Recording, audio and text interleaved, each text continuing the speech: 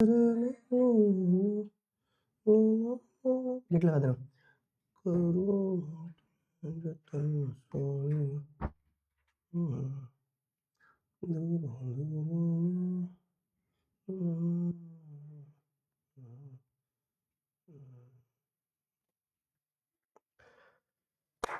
Good evening everyone, good evening, good evening, good evening, नमस्कार, स्वागत, वंदन, अभिनंदन आप सभी का आज के इस क्या हो रहा है? लाइव पहले हो गया था क्या?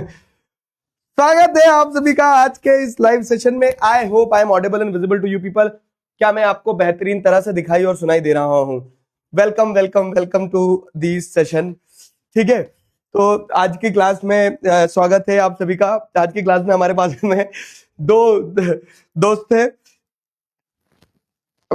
अलग अलग नहीं होते क्या? हो जाते ये अलग होंगे तो इसके सिर पे इसने मार दिया है। वैसे ये जो गुड्डे गुड़िया है, ये गुड्डे गुड़िया तो जाना है, ये इनकी जगह अलग है। ठीक है, ये अलग जगह जाएंगे, लेकिन अभी क्योंकि बहुत सारे सामान के साथ ही रखा हुआ है तो एकदम से मुझे दिख गया, तो मैंने सोचा तुम्हें इंट्रोड्यूस करवा दूं इनसे, है ना? बढ़िया। चलो आ जाओ। Welcome welcome welcome to the class. I hope I am audible and visible. कैसे हो आप सभी लोग? कल की क्लास कैंसिल हो गई यार। मैं कल है ना ऐसा फंसा था कोहरे में कि मुझे दिख नहीं पा रहा था कुछ। तो घर पहुंचते पहुंचते लेट हो गया मुझे। तो 9th वालों की तो हो गई थी, लेकिन आप लोगों की क्लास कल हो नहीं पाई थी। तो उसका उसका सोल्यूशन क्या है? उसका सोल्यूशन ये है कि आज हम क्लास थोड़ी बड़ी करेंगे। चैप्टर हमारे पास बहुत छोटा है, globalisation and the Indian economy जो है, तो चैप्टर हमारे पास बहुत छोटा है। चैप्टर छोटा है पर इसी के साथ में हम डाउट सॉल्विंग भी कर लेंगे। ठीक है, डाउट सॉल्विंग इसी के साथ में हो जाएगी अपनी सातों सातों में।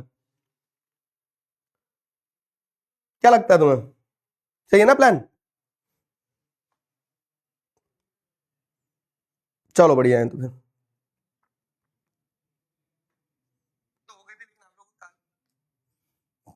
आ जाओ। चुन्नू मुन्नू नाम रख देंगे। कल कल आपकी इंग्लिश की क्लास हुई थी ना? फिर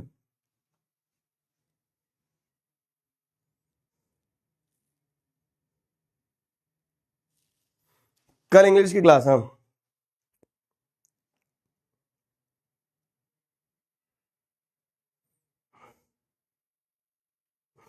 एक बच्चा लिख रहा दिख रहा सर दिशा भाभी है। ऐसा मारूंगा ना बेटा, चक्कर आ जाएंगे।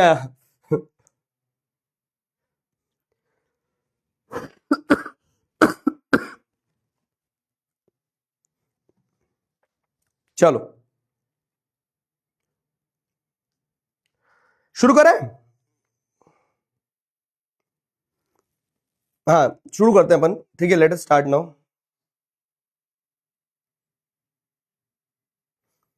कल आपने मगनोलिया मैडम का कॉल क्यों नहीं उठाया है? मगनोलिया मैडम मुझे क्यों कॉल करेंगी कल?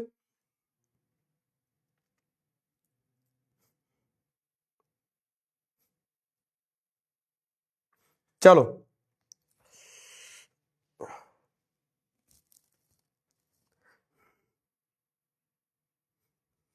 Happy new year. हाँ ठीक है, अभी हैप्पी न्यू ईयर कल परसों बनाएंगे ना साथ में। हैप्पी न्यू ईयर, चिंता काहे कर रहे हो?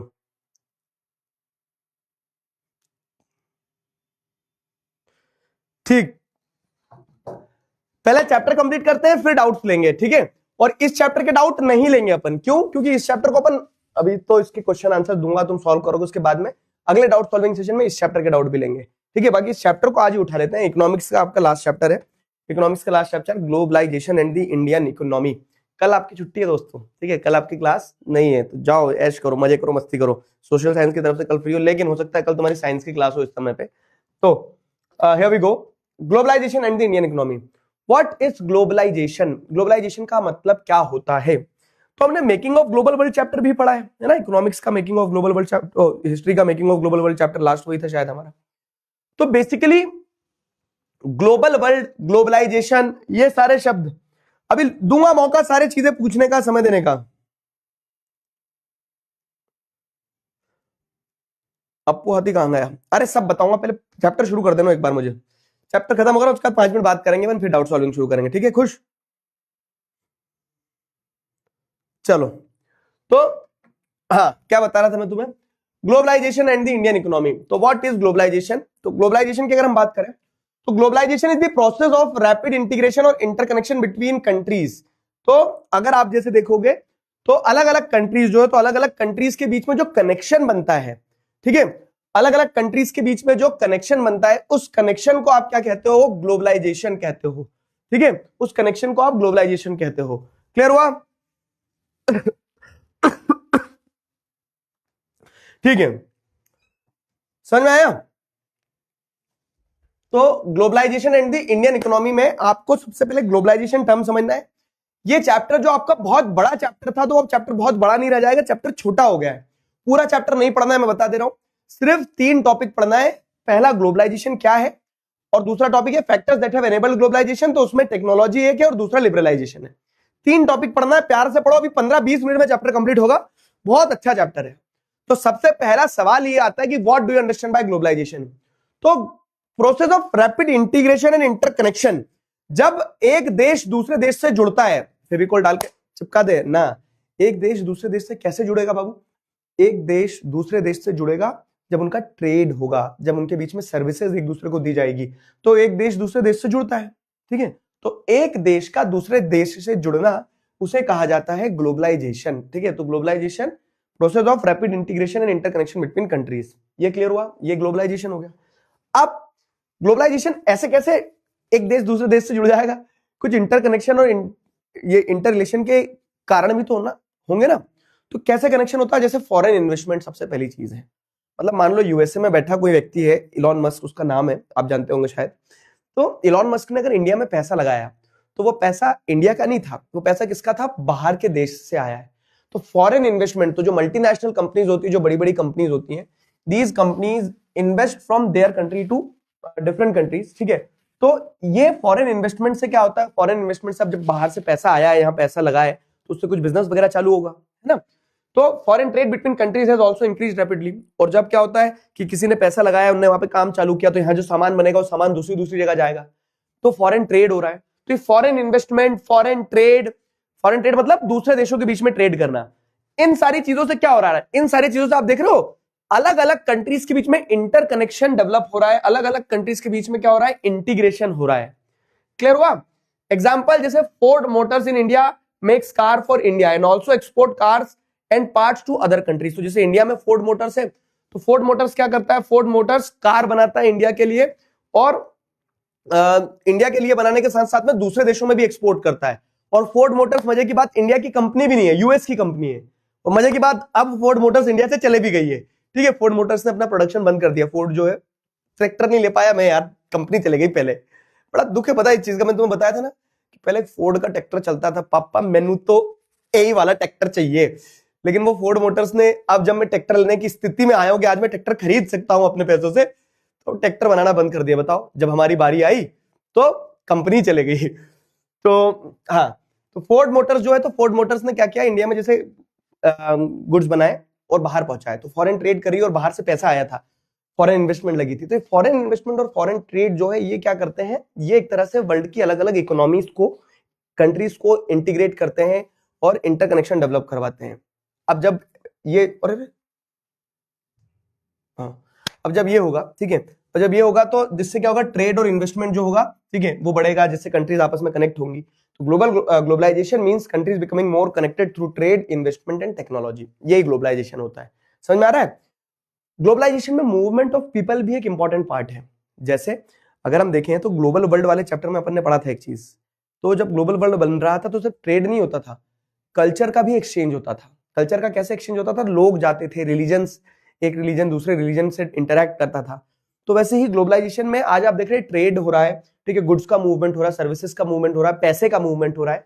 उसी के साथ साथ मूवमेंट ऑफ पीपल भी एक इंपॉर्टेंट पार्ट होता है ग्लोबलाइजेशन का, कि लोग मूव करते हैं, ठीक है। दो ये मूवमेंट ऑफ पीपल जो है उतना ज्यादा प्रेफर नहीं करते हैं लोग। क्यों? क्योंकि जैसे कोविड के समय पे क्या है कि सिचुएशन बिगड़ गई थी, तो मूवमेंट ऑफ पीपल को एक तरह से रिस्ट्रिक्ट कर दिया गया था, रोक दिया गया था, है ना। मूवमेंट ऑफ पीपल को थोड़ा सा रोक दिया गया था। तो वही कहानी रहती है कि मूवमेंट ऑफ पीपल को कब रोक दिया गया था? ग्लोबलाइजेशन, मतलब कोविड के टाइम पीरियड में। लेकिन movement of people is also a part of globalisation. तो पीपल मूव फॉर, और लोग क्यों मूव करते हैं? जैसे लोग क्या है, अफ्रीका की कंट्रीज छोड़ छोड़ के यूरोप वगैरह जाते हैं, एशियन कंट्रीज में आ जाते हैं, क्योंकि इनको यहाँ पे बेटर जॉब्स मिल जाती है, इनकम मिल जाती है, एजुकेशन मिल जाता है, तो लोग इसलिए मूवमेंट करते हैं। However movement of people has not increased much due to restrictions, लेकिन पीपल मूवमेंट पे थोड़ा रिस्ट्रिक्शंस भी रहता है। यूएसए और डेवलप्ड कंट्रीज ये नहीं चाहेंगे कि उनकी कंट्री में दूसरे लोग आए, समझ रहा है? तो जो डेवलप्ड कंट्रीज है वो नहीं चाहेंगे कि उनकी कंट्री में लेस डेवलप्ड कंट्रीज के लोग आए, तो इसीलिए वो मूवमेंट पे थोड़ी सी रिस्ट्रिक्शंस रहती हैं कि मूवमेंट उतना आसान, उतना स्विफ्ट नहीं होता है, ठीक है? तो however movement of people has not increased much due to restrictions. Clear है? बताओ यहां तक क्लियर है सब कुछ? ग्लोबलाइजेशन समझ में आया? बताओ यहां तक क्लियर है? जेई नीट का क्या हुआ सर? अबे यार मैं वही देख रहा हूँ कुछ दिनों से बच्चे जेई नीट, तुम्हें क्या बोलते हैं, तुम्हारे शोभित भैया ने भी बताया है, प्रशांत भैया ने भी बताया है। दो, मैं जेई नीट बैकग्राउंड से नहीं हूँ, मतलब मैंने जेई नीट का कोई सफर नहीं देखा, मैंने जेई नीट का कोई एग्जाम नहीं दिया, मैं साइंस बैकग्राउंड से कभी रहा नहीं, लेकिन एक चीज मैं तुम्हें बता रहा हूँ कि एक एग्जाम है और उस एग्जाम में जितने बच्चे सेलेक्ट नहीं होते उससे कई ज्यादा गुना बच्चे उस एग्जाम की तैयारी कर रहे होते हैं और इसी डर को लोग कैपिटलाइज कर रहे होते हैं। तो जैसे आपको एक चीज बताऊं, हमने 2023 में जब 9th-10th में शुरू किया था, तो हम चाहते तो 2024 में हम 11th-12th के, मतलब जैसे 11th-12th शुरू किया 24 में, लेकिन तुरंत नहीं किया। हमने क्या किया, पहले हमने समझा। क्या समझा? जैसे अगर आप देखोगे तो हमने पहले अच्छे टीचर्स की टीम बनाई और आज हम निश्चिंत हैं, हमें पता है कि हमारे टीचर्स बहुत बेहतरीन है, वो बहुत बेहतरीन कर रहे हैं, हम बेफिक्र हैं कि हमने हमारे बच्चों को सही हाथों में दिया। तो वैसे ही जब तक हम किसी चीज पर कॉन्फिडेंट नहीं होंगे और कंसिडरिंग कि कितना खतरनाक मार्केट बना हुआ उसके अराउंड, ऐसा कि बच्चे को भी खतरा है, हमें भी खतरा है और ऐसा नहीं होता है, ठीक है? तो हम जब उस कह सकते हैं ना कि उस या तो उस खेल में खेलो मत और उस खेल को खेलो तो सबसे बेस्ट खेलो। तो सिंपल सी चीज है कि भाई साहब कम पढ़ाओ, लेकिन उन बच्चों को वैसे पढ़ाओ, दिल से पढ़ाओ कि जो हम कर पाए, ठीक है? तो हम वही करेंगे जो हम कर पाएंगे, बहुत अच्छे से कर पाएंगे, वही करेंगे बस। क्लियर हुआ?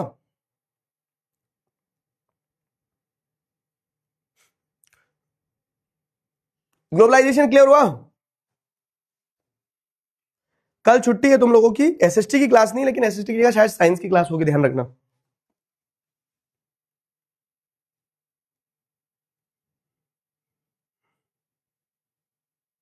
हैप्पी बर्थडे परी शर्मा। अगर ग्लोबलाइजेशन क्लियर है, अरे डायनासोर वाली बंदूक का, अरे हाँ डायनासोर नाम रख दे क्या? इस बंदूक का नाम नहीं मिल रहा था ना अभी तक कुछ, ड्रैगन ड्रैगन मजा नहीं आ रहा था, डायना असुर कर दे, डायना असुर गन। हाँ हाँ, डायना असुर गन, डायना असुर गन, ठीक है? नाम मिल गया गाइस, किसी एक बच्चे ने पूछा और मेरे को नाम एकदम से क्लिक हुआ, डायना असुर गंग, गन, गंग नहीं गन, डायना असुर गंग, चिकारा भाई की डायना असुर गंग गन, ठीक है? तिलक लगा के इसका नाम, आज से तुम्हारा नाम डायना असुर गन है, ठीक है? डायना असुर गन हो गई। क्लियर हुआ? चलो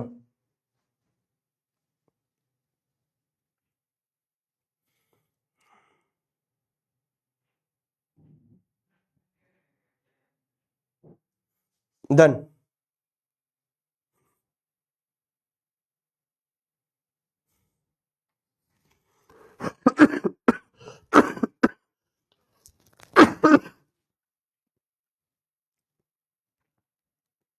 ठीक, तो अगर ग्लोबलाइजेशन समझ में आ गया अपने को कि ग्लोबलाइजेशन क्या है, फॉरेन ट्रेड क्या होता है, फॉरेन इन्वेस्टमेंट क्या होता है, फॉरेन ट्रेड फॉरेन इन्वेस्टमेंट से वर्ल्ड कनेक्ट होता है और उसी को ग्लोबलाइजेशन कहा जाता है। तो अगला टॉपिक है कि factors that have enabled globalisation. Globalisation क्या है? Rapid integration and interconnection between different countries of the world. अब ये रैपिड इंटीग्रेशन और इंटरकनेक्शन जो है different different countries of the world में, ये कैसे होगा? तो ये रैपिड इंटीग्रेशन और इंटरकनेक्शन को जैसे अगर आप देखोगे तो ये रैपिड इंटीग्रेशन और इंटरकनेक्शन होगा with the help of what, ठीक है? तो ये रैपिड इंटीग्रेशन और इंटरकनेक्शन होगा with the help of what? तो ये रैपिड इंटीग्रेशन इंटरकनेक्शन होगा दो फैक्टर्स की मदद से, एक टेक्नोलॉजी है और दूसरा फैक्टर है लिबरलाइजेशन, ठीक है? तो दो ही पॉइंट है। अब सवाल कैसे आते हैं मैं बता रहा हूं तुम्हें, सवाल ऐसा भी आ जाएगा कि how technology has enabled the globalisation process. Technology ने ग्लोबलाइजेशन में कैसे मदद की, टेक्नोलॉजी ने ग्लोबलाइजेशन को कैसे फैसिलिटेट किया। तो अलग अलग तरह से सवाल पूछे जा सकते हैं, ठीक है। Factors that have enabled globalisation, तो दो फैक्टर्स है, और वो दो फैक्टर्स कौन कौन से हैं? वो दो फैक्टर्स की अगर जैसे हम बात करें तो एक फैक्टर आपका है टेक्नोलॉजी वाला और दूसरा फैक्टर है आपका लिबरलाइजेशन वाला।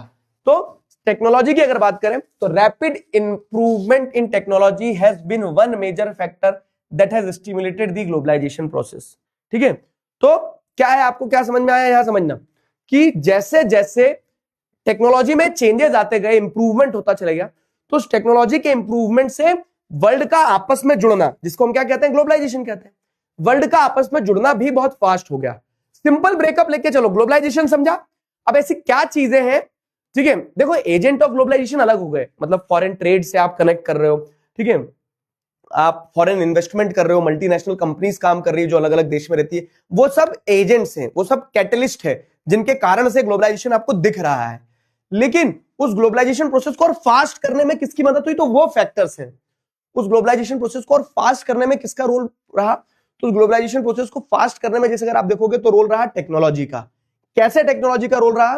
तो जैसे जैसे टेक्नोलॉजी में इंप्रूवमेंट आता चलेगा, उसके चलते आपको देखने को मिलता है कि ग्लोबलाइजेशन प्रोसेस में भी आपको क्या देखने को मिलता है, ग्लोबलाइजेशन प्रोसेस जो है वो फास्ट होते चली जाती है, बेटर होते चली जाती है। तो अपन बात करते हैं कि टेक्नोलॉजी ने क्या किया। तो टेक्नोलॉजी में सबसे पहले ट्रांसपोर्ट टेक्नोलॉजी एक चीज है। ट्रांसपोर्ट टेक्नोलॉजी क्या है? जैसे मान लो कि पहले लोग क्या करते थे, घोड़ा गाड़ी जो होती थी, टक टक टक टक, तो लोग पहले घोड़ा गाड़ी लेके चलते थे और घोड़ा गाड़ी से धीरे धीरे धीरे धीरे जाते थे। तो दिखती बात है कि सामान एक जगह से दूसरी जगह पहुंचने में समय लगेगा, है ना। लेकिन अब उस घोड़े गाड़ी की जगह क्या हो गया, ठीक है, उस घोड़े की जगह अब आपको क्या देखने को मिल रहा है कि बुलेट ट्रेन आ गई हैं। तो वो बहुत तेजी से सामान एक जगह दूसरे का, लोग एक जगह से दूसरे का पहुंच जाएंगे। तो ट्रांसपोर्टेशन टेक्नोलॉजी में अगर इंप्रूवमेंट होगा तो दिखती बात है कि कनेक्टिविटी में भी इंप्रूवमेंट होगा। मानते हो? कितने लोग मानते हैं, बताओ, समझ में आया? तो फैक्टर्स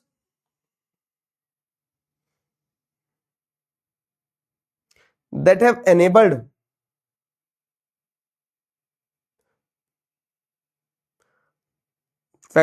enabled globalization.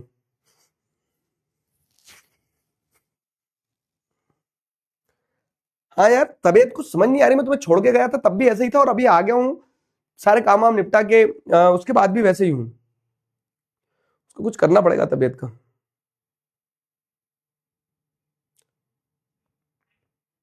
विशाल बेटा, एक बार सपोर्ट टीम से एक बार बात करो कॉल पे, ठीक है, रिजॉल्व कर देंगे। ऑलमोस्ट सबके ब्रह्मास्त्र जा चुके हैं।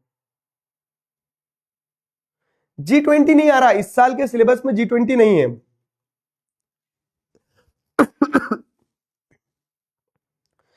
ठीक है, डायनासोर से मार दूंगा, हाँ, ठीक है। Factors that have enabled globalisation में पहली चीज जो है वो है टेक्नोलॉजी। तो जैसे जैसे टेक्नोलॉजी में इंप्रूवमेंट आया तो उससे ग्लोबलाइजेशन प्रोसेस और फास्ट हुआ। कैसे? तो एग्जांपल के तौर पे ट्रांसपोर्टेशन टेक्नोलॉजी। तो ट्रांसपोर्टेशन टेक्नोलॉजी में तुम्हें एक एग्जांपल दिया गया है कंटेनर्स का। कंटेनर्स का एग्जांपल कैसे समझाता देखता हूं। तो कंटेनर्स की अगर बात करें तो this has made much faster delivery of goods across long distance possible at lower cost. पहले क्या होता था, एक सामान रखो, दूसरा सामान रखो, तीसरा सामान रखो, फिर जब उतारोगे तो एक सामान उतारो, दूसरा सामान उतारो, तीसरा सामान उतारो। अब क्या होता है कि कंटेनर्स के अंदर 10 कारें एक साथ भर दी जाती है। ऐसे कंटेनर आते ना, कंटेनर से ध्यान आया मुझे, चिकारा भाई जो थे ना, अगर तुमने इस टॉपिक को मिस करा तो तुम चिकारा भाई के बर्थडे की कहानी मिस कर जाओगे। गन्स नहीं है मेरे पास, लेकिन आज एक गन वाली इस्तेमाल कर लेता हूँ। तो चिकारा भाई के जन्म होने की कहानी सुनो सारे बच्चे, कि जब एक बार मैं ये टॉपिक समझा रहा था तब उसको समझाने के लिए मैंने एक एग्जाम्पल लिया और उस एग्जाम्पल से चिकारा भाई का जन्म हुआ था।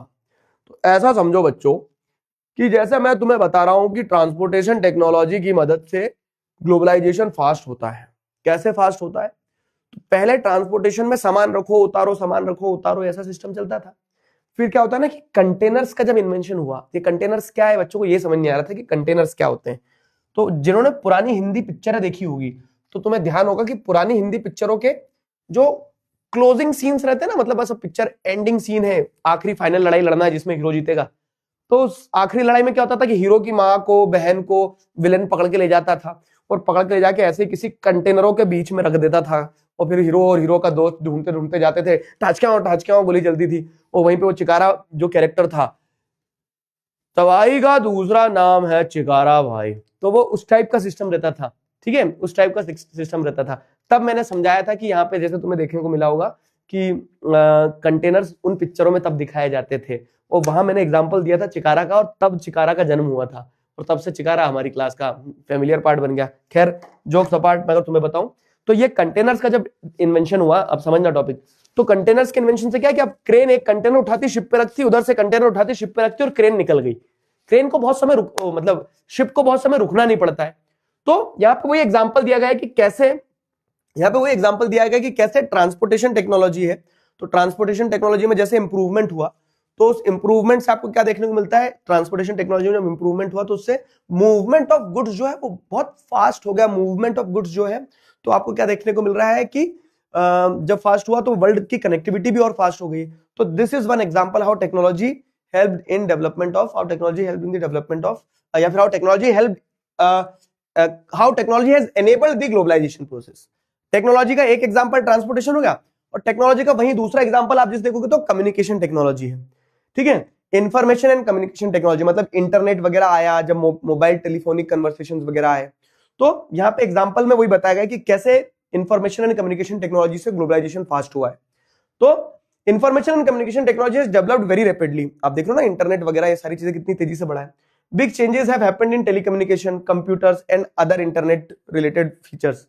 तो जैसे telephone, mobile phone, fax, telegraph, इन्होंने क्या करा ना, वर्ल्ड को एक ग्लोबल विलेज बना दिया है। पहले कबूतर जा जा जा ऐसा सिस्टम चलता था कि कबूतर को आपको पहुंचाना पड़ता था, कबूतर आपकी कहानी लेके जाता था, सामने वाले को मैसेज मिलता था, वो मैसेज लिखता था, फिर उधर से कबूतर उड़ के आता था। बीच में अगर किसी ने बीच में चिकारा भाई ने गोली मार दी तो कबूतर गया। ठीक है, तो बड़ी दिक्कत होती थी। लेकिन आज क्या है, आज आपको किसी से भी बात करना, चाहे वो अमेरिका में बैठा, आपने तुरंत मैसेज डाला, उनके पास मैसेज पहुंचा, उधर से रिप्लाई आया, वीडियो कॉन्फ्रेंसिंग हो जाती है, पेमेंट चली जाती है। कुल मिला के जो इंफॉर्मेशन और कम्युनिकेशन टेक्नोलॉजी है उसने क्या करा ना, चीजों को बहुत आसान कर दिया।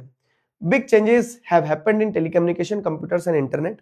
ठीक है, जैसे telephones, mobile phones, fax, telegraph, इन सारी चीजों ने वर्ल्ड वाइड क्या करा ना, दुनिया को कनेक्ट कर दिया है। Satellite communication makes it possible to communicate even from remote areas. Satellite communication के चलते आप दूर दुराज के एरियाज से, रिमोट एरियाज से भी क्या करते हो, कम्युनिकेशन कर सकते हो, कम्युनिकेशन पॉसिबल हो गया। Computers are now used in almost every field of work. Computer जो है तो सभी जगह आपको देखने को मिल रहा है कि computers almost every field of work में आपको कंप्यूटर्स यूज होते हुए देखने को मिल रहे हैं। The internet helps us get share information easily. ठीक है, we can send emails, voice calls world wide at low cost. तो इस इंफॉर्मेशन कम्युनिकेशन टेक्नोलॉजी ने भी, ये भी टेक्नोलॉजी की सब पार्ट है। दो एग्जांपल है टेक्नोलॉजी ने कैसे फैक्टर, मतलब टेक्नोलॉजी कैसे ग्लोबलाइजेशन को एनेबल कर रहा है। तो यहां पे आपको देखने को मिलता है कि टेक्नोलॉजी ने चीजें हमारे लिए आसान कर दी है। ठीक है, तो अब जैसे अगर आप देखोगे तो इस एग्जांपल में, वही इधर हो जाओ, अब जैसे अगर आप देखोगे तो इस एग्जांपल में आपको पता चलेगा क्या कि एक एग्जांपल दिया गया कि मैगजीन एक प्रिंट होना थी। ये वाला एग्जांपल पढ़ोगे, तो एक न्यूज मैगजीन पब्लिश होना था लंदन के रीडर्स के लिए, तो उन्होंने लंदन में डिजाइन किया, डिजाइन यहाँ पे ईमेल कर दिया डिजाइन, इस डिजाइन को पब्लिश कर दिया इंडिया के पब्लिशर्स ने, इधर से किताबें छाप के उन्हें एरोप्लेन में रख दी, फटाक से किताबें लंदन पहुंच गई वो मैगजीन्स, और लंदन के रीडर्स जो है तो वो मैगजीन पढ़ रहे हैं। अब उनको पेमेंट देना था लंदन से, तो उन्होंने ऑनलाइन पेमेंट भी कर दिया। तो कैसे लंदन और इंडिया जुड़ गया, लंदन और इंडिया ने मिलकर काम कर लिया और ग्लोबलाइजेशन को फैसिलिटेट किया है। तो factors that have enabled globalisation में दो फैक्टर मतलब है, एक है टेक्नोलॉजी और एक अभी पढ़ेंगे लिबरलाइजेशन। टेक्नोलॉजी के अंदर दो एग्जांपल दिए हैं, ट्रांसपोर्टेशन का एग्जांपल और एक इंफॉर्मेशन कम्युनिकेशन का एग्जांपल, जिससे आपको पता चल रहा है कि कैसे वर्ल्ड की कनेक्टिविटी और आसान हो रही है। समझ गए? बताओ, समझ में आया? क्लियर है? यस और नो बताओ, यस और नो बताओ जरा फटाफट से।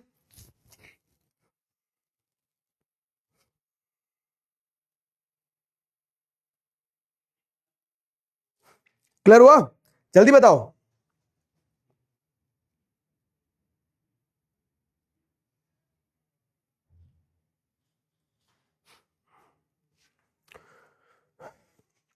क्लियर हुआ?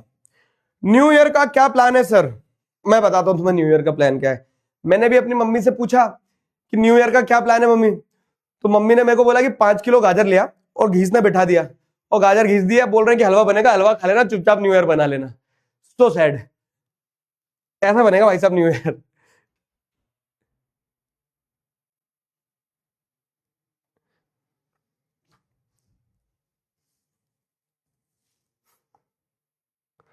क्लियर हुआ? अभी खत्म नहीं हुआ बेटा चैप्टर।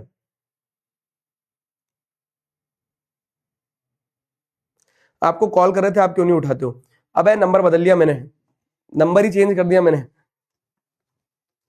मेरा नंबर कहीं कहीं वायरल हो गया था, पता है तुम्हें? तो मैंने नंबर चेंज करना पड़ा क्योंकि इतने कॉल आ रहे थे उस पर। तो मैंने वो नंबर जो है, मतलब एक तरह से वो नंबर रखा है, लेकिन नंबर वो बंद करके रख दिया वैसा, और दूसरा नंबर लेना पड़ा। तो देखो मेरी ये रिक्वेस्ट है तुम लोगों से, मैं तुम लोगों से सबसे बहुत प्यार करता हूं। आ जाओ मेरे प्यारे बच्चे, बहुत प्यार करता हूं, लेकिन तुम खुद दिमाग लगाओ। मैं एक इंसान हूं और तुम लाखों बच्चे हो।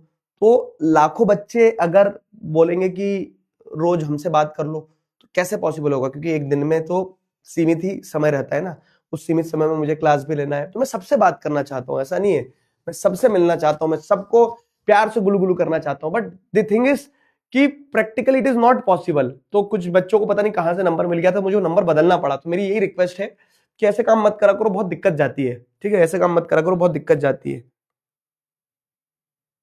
ठीक है। विशाल सिंह, मैं अब तुम्हें ब्लॉक कर दूंगा बेटा, तुम बहुत देर से स्पैम कर रहे हो। रुको एक मिनट, करवाऊं ब्लॉक? चलो, गाजर का हलवा तुम्हें भी खिला दूंगा न्यू ईयर पे, ठीक है। Factors that have enabled globalisation का एक पार्ट हुआ है। अब बताओ, दो स्टेटमेंट दिए। In recent time technology in the area of computer internet have been changing rapidly. Internet allows to use send instant electronic mail and talk voice mail across the world at negligible cost.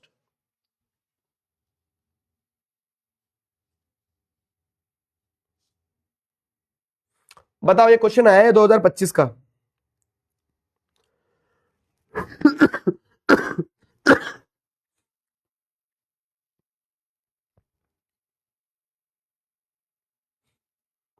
ठीक है,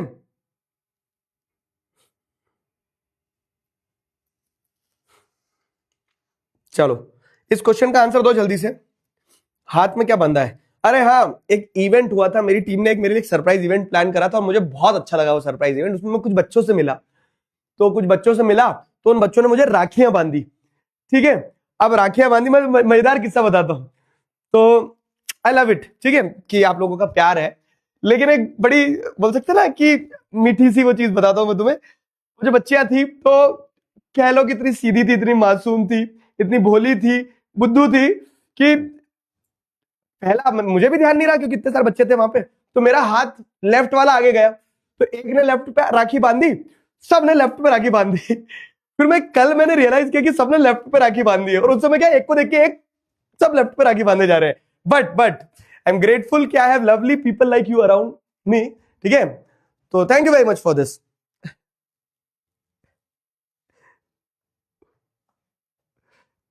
जल्दी answer select करो इसका। Very good, इसका right answer D है। देखो statement दोनों सही है कि in recent times technology in the area of computer and internet has been changing rapidly. ठीक है, कंप्यूटर और इंटरनेट जो है तो वो बहुत तेजी से बदल रहा है। Statement two, internet allows us to send instant electronic mails. तो कैसे बदली ये चीजें? क्योंकि इंटरनेट के आने से अब क्या है कि हम इंस्टेंट इलेक्ट्रॉनिक मेल्स पहुंचा देते हैं, लोगों से बात कर लेते हैं अक्रॉस द वर्ल्ड, बहुत नेग्लिजिबल कॉस्ट पे, बहुत कम पैसे पे सब कुछ पॉसिबल हो पाता है। तो both 1 and 2 statement are correct, and second statement is the correct explanation of first. तो डी इसका, अब डी इसका राइट आंसर होगा, समझे? इसका राइट आंसर डी होगा, तो D is the correct answer. Clear? आ जाओ अब, factors that have enabled globalisation में एक तो अपन ने पढ़ लिया, टेक्नोलॉजी एक फैक्टर है जिससे ग्लोबलाइजेशन पॉसिबल हुआ है, वर्ल्ड का जुड़ना पॉसिबल हुआ। और दूसरा फैक्टर है लिबरलाइजेशन। तो अब ये लिबरलाइजेशन क्या है, लिबरलाइजेशन कैसे ग्लोबलाइजेशन को मदद करता है, ये सारी चीजें एक एक से समझेंगे, अच्छे से समझना। ये पूरे पेज पे जो कंसेप्ट है, ये एक कंसेप्ट है अपने आप में। ठीक है, चलो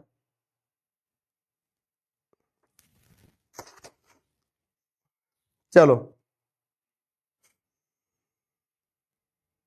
लीडर बोर्ड पढ़ दो। यशवर्धन सिंह, दिशा की मम्मी, मंकू अनु, मंकी अनु, नीलेश, रिचा, धाम, अनंत, रिमूर, रिमरू, रितेश, यशमय, ओम मनी, सारे बच्चे लीडर बोर्ड पे ताली बजाओ जरा इनके लिए।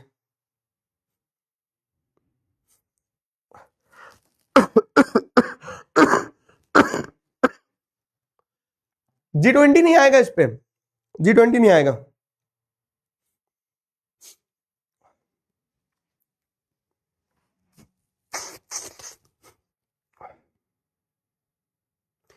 पहला पार्ट समझ में आया। अब ग्लोबलाइजेशन वाला अच्छे से समझना, मतलब लिबरलाइजेशन वाला।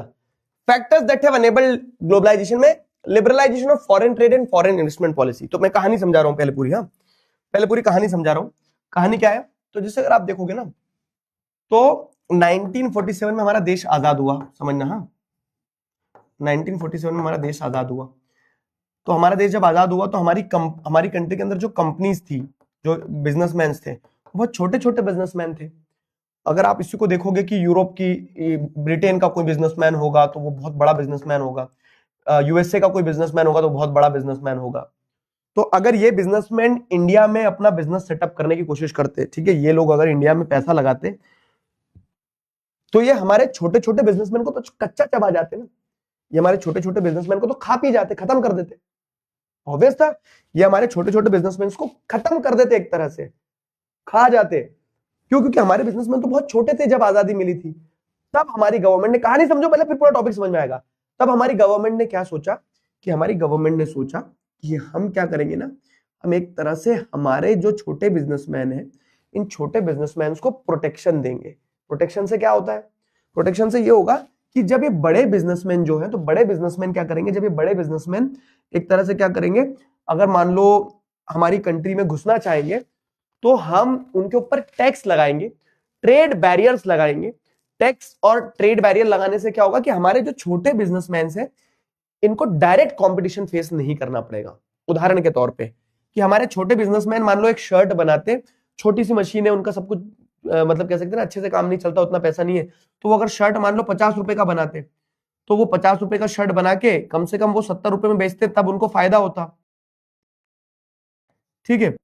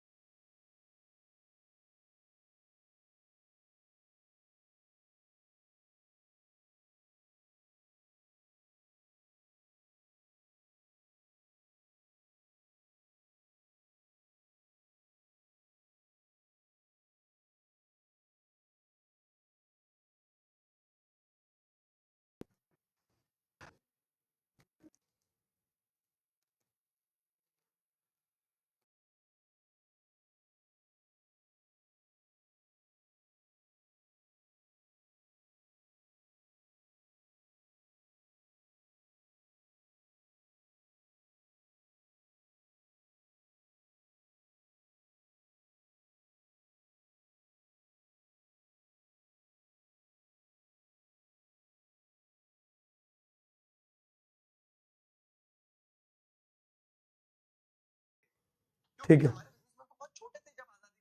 एक मिनट, कुछ ग्लिच आ गया था, सिस्टम बंद हो गया था। मैं एक बार सुन ले तो मैंने कहां तक पढ़ाया था।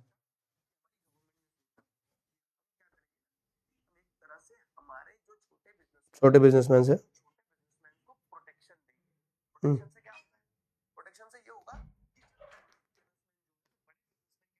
हम्म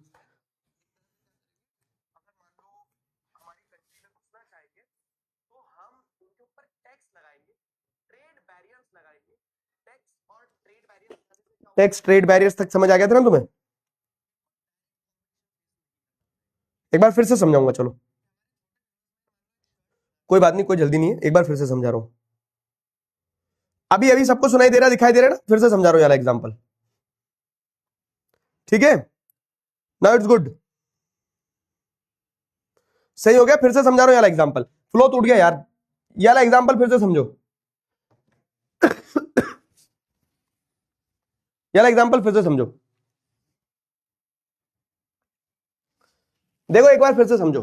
क्या बता रहा था मैं तुम्हें कि हमने बताया कि हमारी जब आजादी हुई तो छोटे छोटे बिजनेसमैन थे, बाहर के देशों में बड़े बड़े बिजनेसमैन थे। ये बड़े बड़े बिजनेसमैन क्या करते हैं, ये अगर इनको डायरेक्ट कंपटीशन में छोड़ दिया जाता तो ये बड़े बड़े बिजनेसमैन तो क्या करते हैं, हमारे जो छोटे छोटे बिजनेसमैन थे, इन छोटे छोटे बिजनेसमैन को कच्चा चबा जाते, है ना? ये बड़े बिजनेसमैन हमारे छोटे बिजनेसमैन को कच्चा चबा जाते, यहां तक बताया था मैंने। तो इसीलिए हमारी गवर्नमेंट ने क्या करा ना, प्रोटेक्शन दिया किसको, हमारे छोटे बिजनेसमैन को। किनसे प्रोटेक्शन दिया? इन बड़े बिजनेसमैन जो कि दूसरी कंट्रीज के थे। और कैसे दोगे प्रोटेक्शन? तो with the help of trade barrier. Trade barrier क्या है? ट्रेड बैरियर मतलब कि अगर ये बड़ा बिजनेसमैन कुछ सामान बेचना चाहेगा हमारे देश में, तो हम इसके ऊपर टैक्स लगाएंगे। और वो टैक्स इसलिए लगाएंगे ताकि हम हमारे छोटे बिजनेसमैन को बचा सके। एक एग्जांपल के नंबर्स के टर्म्स में समझाता हूं।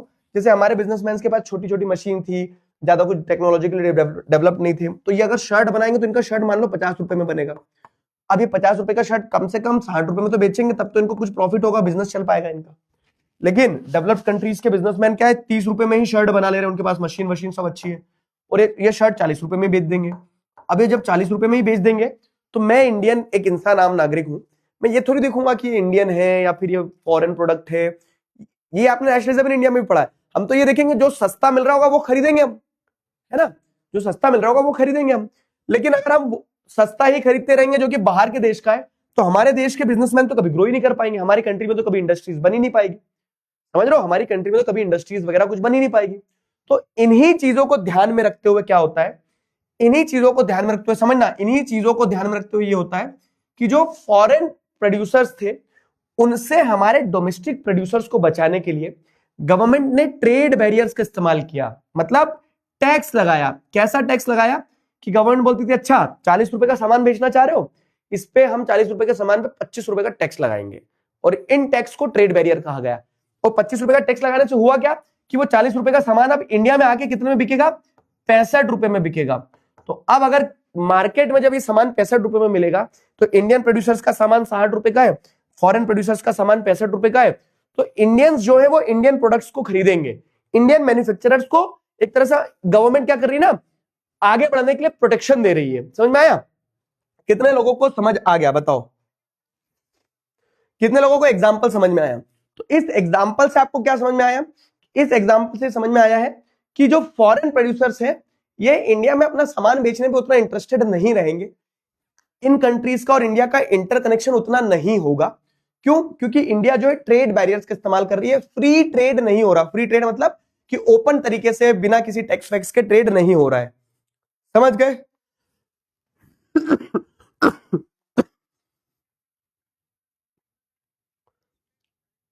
क्लियर हुआ?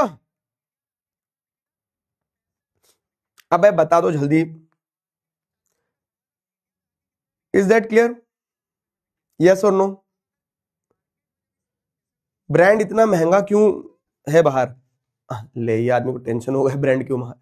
मैं वही तो बोल रहा हूँ ना कि फॉरेन प्रोड्यूसर जो है वो, जैसे मान लो इलॉन मस्क को अगर बोल दिया जाए कि जाओ compete करो इंडिया में, और इलॉन मस्क सीधा आ जाए, तो बहुत सारे लोकल ब्रांड्स को खा जाएगा। मल्टीनेशनल कंपनीज के पास बहुत पैसा होता है, इतना पैसा कि कुछ कुछ देश की जीडीपी जितनी नहीं होती उतनी उनकी वो रहती है। क्लियर है ना? अरे यार तुम एग्जाम्पल का बता दो, मार दूंगा। हाँ नहीं है तो ना बोलो, क्योंकि इससे, यस अंडरस्टूड। अब वही चीज आपको समझ में आएगी। तो जब आप दो देशों में फ्रीली ट्रेड नहीं करोगे तो क्या कहेंगे, दो देशों में जब फ्रीली ट्रेड नहीं होगा तो हम बोलेंगे ग्लोबलाइजेशन हो रहा है क्या? नहीं हो रहा है ग्लोबलाइजेशन। तो हमें क्या पढ़ना है, factors that have enabled globalisation. तो पहला फैक्टर तो टेक्नोलॉजी देख लिया, दूसरा फैक्टर है लिबरलाइजेशन। लिबरलाइजेशन क्या है? रिमूविंग बैरियर्स और restriction set by government is known as liberalisation.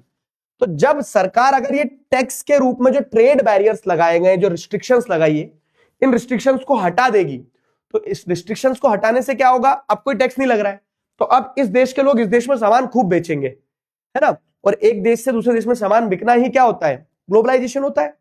तो रिमूविंग ऑफ ट्रेड बैरियर्स और restriction set by government is known as liberalisation. और लिबरलाइजेशन जब होगा फॉरेन ट्रेड का, फॉरेन इन्वेस्टमेंट का, ठीक है, तो इससे क्या होगा? लिबरलाइजेशन से ग्लोबलाइजेशन और बढ़ेगा। समझ में आया? जब आप टैक्स नहीं लगाओगे तो दो देश और ज्यादा ट्रेड करेंगे, और ज्यादा ट्रेड करेंगे तो ग्लोबलाइजेशन होगा। तो कैसे लिबरलाइजेशन एक इंपॉर्टेंट कंडीशन है for more globalisation, for more foreign trade. समझ में आया? तो बिफोर 1991 क्या सिचुएशन थी? हम लोग क्या करते थे, जो हमारे देश में इंपोर्ट होता था, जो हमारे देश में बाहर से सामान आता था, उसके ऊपर ट्रेड लगाते थे, ट्रेड बैरियर्स लगाते थे, टैक्स लगाते थे। और ये ट्रेड बैरियर्स इसलिए लगाए जाते ताकि हम फॉरेन ट्रेड को कंट्रोल कर सके। हम उसी सामान को देश के अंदर आने देंगे जिसको हम चाहते हैं कि आए, और अगर हम चाहते थे कि ये सामान ना आए तो हम उसके ऊपर बहुत ज्यादा टैक्स लगाते थे, तो ऑटोमेटिकली उस देश के लोग हमारे देश में वो सामान पहुंचाते ही नहीं थे। ठीक है। After independence India use trade barriers to protect local industries, जो समझाया मैंने, है ना, कि लोकल इंडस्ट्रीज को बचाने के लिए इंडियंस ट्रेड बैरियर्स का इस्तेमाल करते थे। फिर 1950-60s में Indian industries were new and needed protection for foreign competition. और ये सिंपल भी है, जैसे मान लो कि आज मैं तुम्हें आज ही किसी ट्रेंड बॉक्सर के साथ में मैच लड़वा दूं, तो ट्रेंड बॉक्सर तुम्हारे चेहरे का क्या कर देगा ना, फुटबॉल बना देगा, मार मार के हाथ से फुटबॉल खेल देगा, हैंड फुटबॉल चालू हो जाएगी। तो आपको मैं आज किसी ट्रेंड बॉक्सर के साथ में बॉक्सिंग मैच में नहीं उतार सकता हूं, लेकिन मानना 2 मिनट के लिए, लेकिन अगर मान लो मैंने आपको क्या किया, लेकिन मैंने अगर आपको ये बोला, क्या बोला कि पहले आप ट्रेनिंग लो, आप सीखो, 1 1.5 साल 2 साल सिखाया, और मैंने अब बोला कि जाओ अब कंपटीशन में लड़ो, तो जस्टिस होगा। तब आप हो सकता है कि 4 मुक्के खाओ, लेकिन 1 मुक्का आप भी मार दोगे।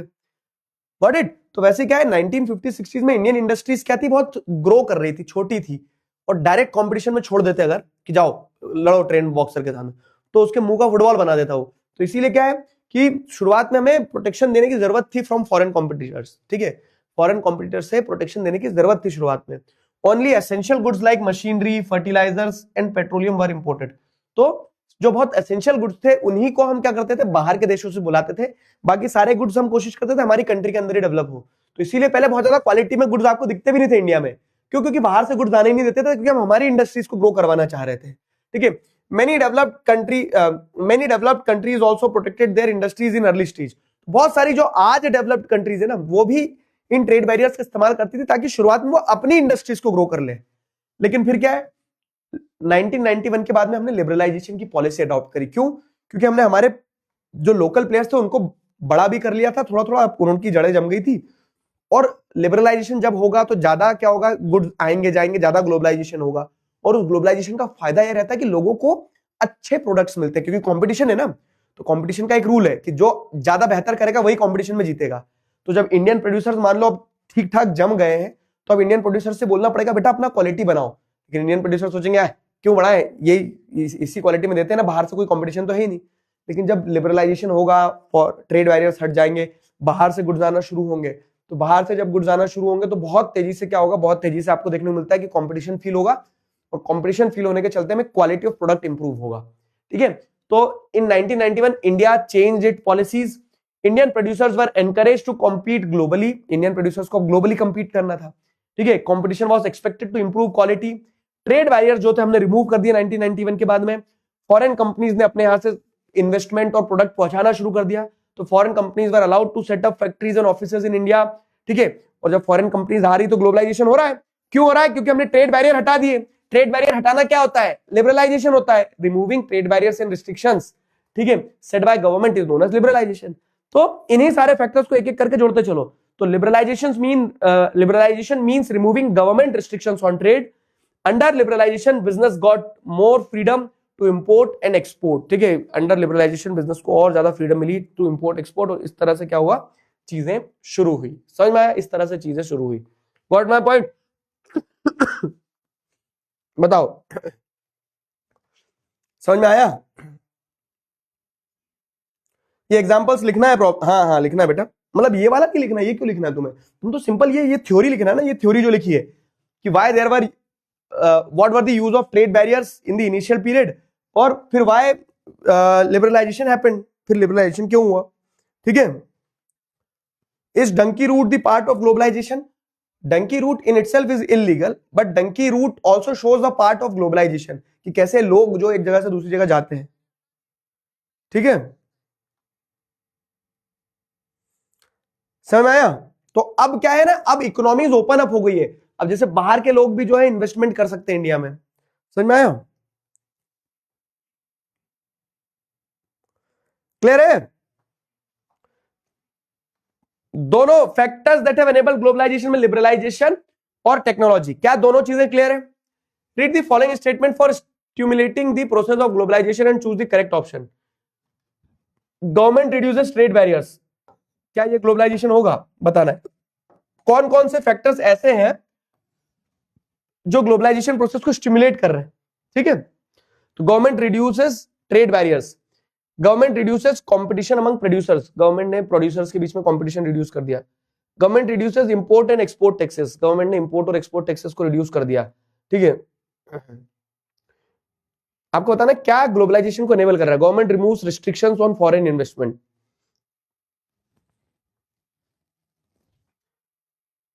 Choose the correct decision, read the following for stimulating globalisation process. अच्छा,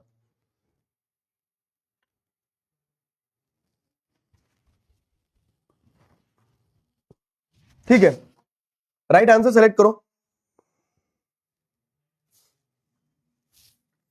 what do you guys think, what is the right answer?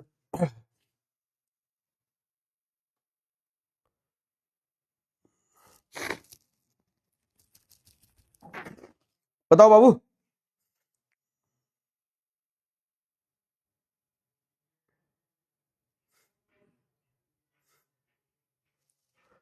क्या हो गया मरियम? छुट्टी नहीं बाबू, आप डाउट सॉल्विंग अपन कर लें, थोड़ा सा आधा घंटे में कर लेंगे डाउट सॉल्विंग।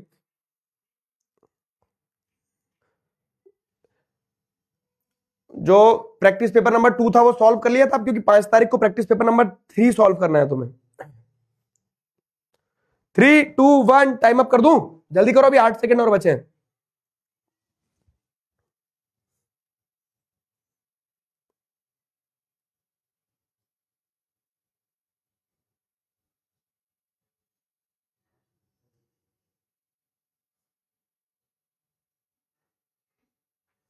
बताओ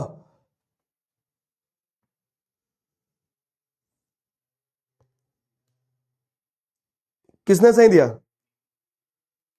very good very good very good, the right answer is 53% बच्चों ने सी सेलेक्ट किया। देखो समझो, यहाँ पे गवर्नमेंट जब ट्रेड बैरियर्स रिड्यूस करेगी तो ज्यादा ट्रेड होगा, तो ये तो ग्लोबलाइजेशन को फैसिलिटेट कर रहा है। गवर्नमेंट जब क्या करेगी, इंपोर्ट एक्सपोर्ट पे टैक्सेस रिड्यूस कर देगी तो ज्यादा इंपोर्ट एक्सपोर्ट होगा, ये भी ग्लोबलाइजेशन कर रहा है।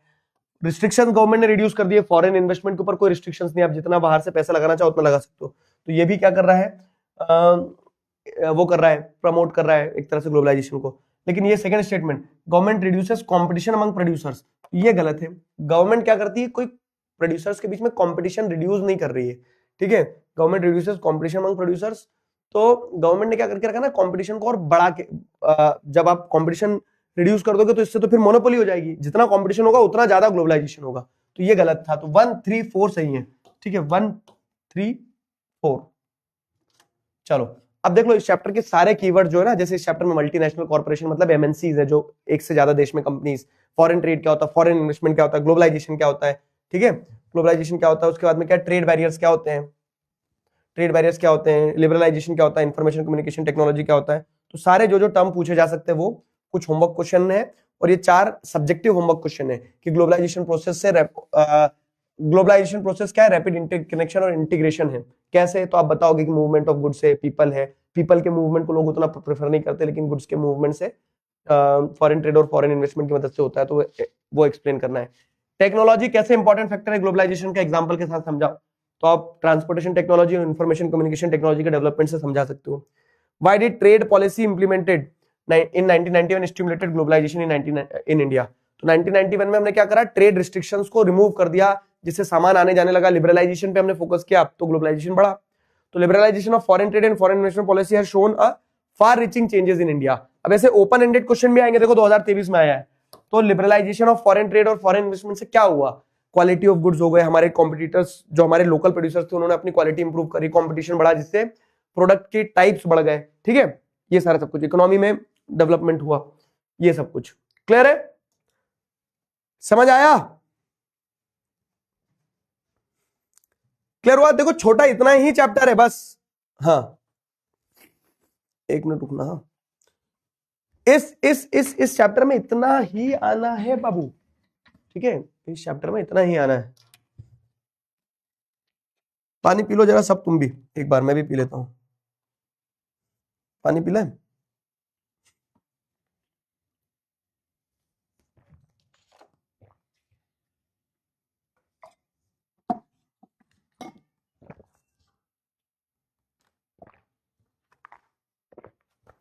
मार्क्स नहीं बताया क्या इसमें, कहाँ गया पेन, कहाँ चले, लिखा तो है मार्क्स 3 नंबर 5 नंबर 5 नंबर।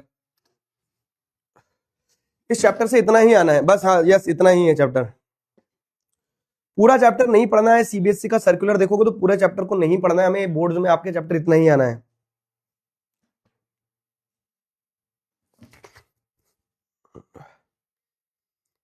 हाँ 1 तारीख को मिलेंगे ना, तो नया साल साथ में मनाएंगे अपन। G20 नहीं आएगा, वर्ल्ड ट्रेड ऑर्गेनाइजेशन नहीं आएगा, क्योंकि सब पुराने टॉपिक थे। आ जाओ अब अपन ये देख लेते हैं, जैसे सबसे पहले तो WPP नंबर 2 सॉल्व करी थी तुमने, WPP नहीं बोलूंगा मैं उसको, क्या बोलूंगा, कंबाइंड सैंपल पेपर नंबर 2 जो दिया था, तो कंबाइंड सैंपल पेपर नंबर 2 के जो सॉल्यूशंस है वो मैंने ऐड कर दिए पीडीएफ में। कंबाइंड सैंपल पेपर जो 25 तारीख को तुम लोगों ने दिया है उसमें जो जो चैप्टर्स आने थे, अब कंबाइंड सैंपल पेपर नंबर 3 में कौन कौन से चैप्टर्स आएंगे, तो जो 25 तारीख के बाद से चैप्टर हुए ना अपने, वो chapters combined sample paper number 3 में आएंगे, ठीक है। WTO वगैरह नहीं आएगा,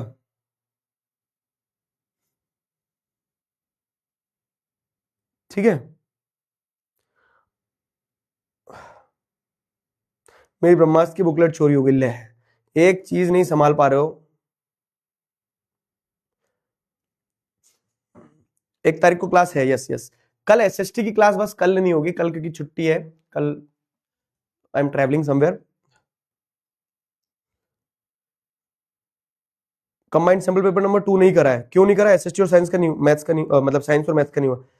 एसएसटी का देखो मैंने तुम्हें, अच्छा अभी पूरा करोगे तो चलो, फिर ये सोल्यूशन मत देख रहे, चला के नहीं, बंदूक कहाँ है, हाथ ऊपर करवाओ इनके, ठीक है। अगर तुमने सॉल्व नहीं करा है तो सोल्यूशन मत देखना। कितने लोगों ने सॉल्व कर लिया, एक बार पोल में पूछूं, एक सर्वे में लेता हूं, बताओ जरा। ए वाले बच्चे बोलेंगे यस और बी वाले बोलेंगे नो, ठीक है। ए वाले बोलेंगे यस और बी वाले बोलेंगे नो, ठीक है। ए वाले बोलेंगे यस, बी वाले बोलेंगे नो। तो जैसे अगर मैं आपसे पूछ रहा हूं कि जो अपना वो है कंबाइंड सैंपल पेपर, ठीक है, कंबाइंड सैंपल क्वेश्चन पेपर जो था, क्वेश्चन पेपर 2 कितने बच्चों ने सॉल्व किया है, यस वाले बोलना ए, बी वाले बोलना नो, अभी पता चल जाएगा ना। SEZ स्पेशल इकोनॉमिक जोन वगैरह सब पुराने जो पेपर्स थे ना उनमें क्वेश्चंस थे। अब आपको सिर्फ चैप्टर इतना ही पढ़ना जितना मैंने पढ़ाया है।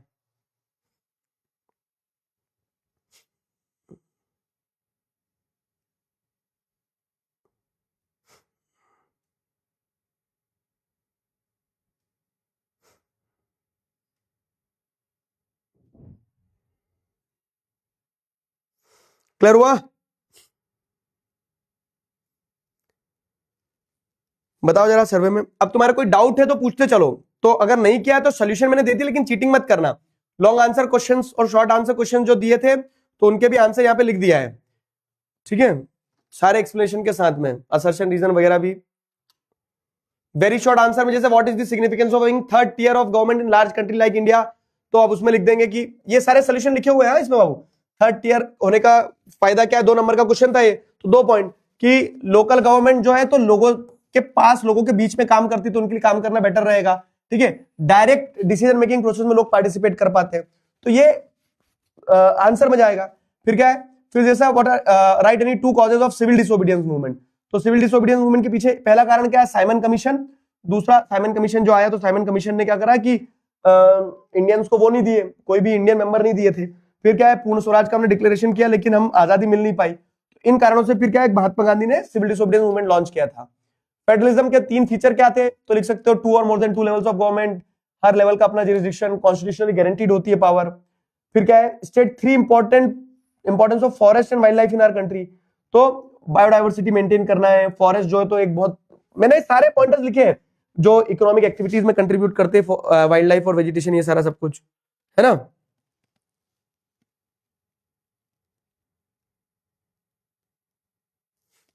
चलो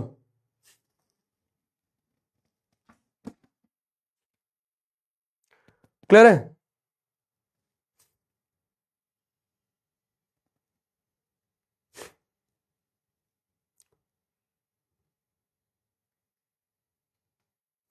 बताओ।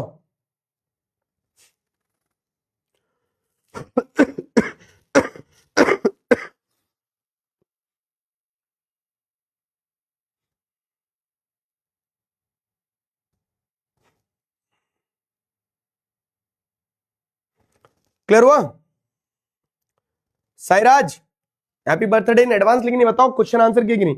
लॉन्ग आंसर तुम्हारे 2 थे, various cultural processes to foster sense of collective belongingness, तो जैसे भारत माता की इमेजेस बनाई, नेशनल सॉन्ग वंदे मातरम वगैरह लिखा गया, ठीक है, फोकलोर रविन्द्रनाथ टैगोर वगैरह इन सब ने इस्तेमाल किया।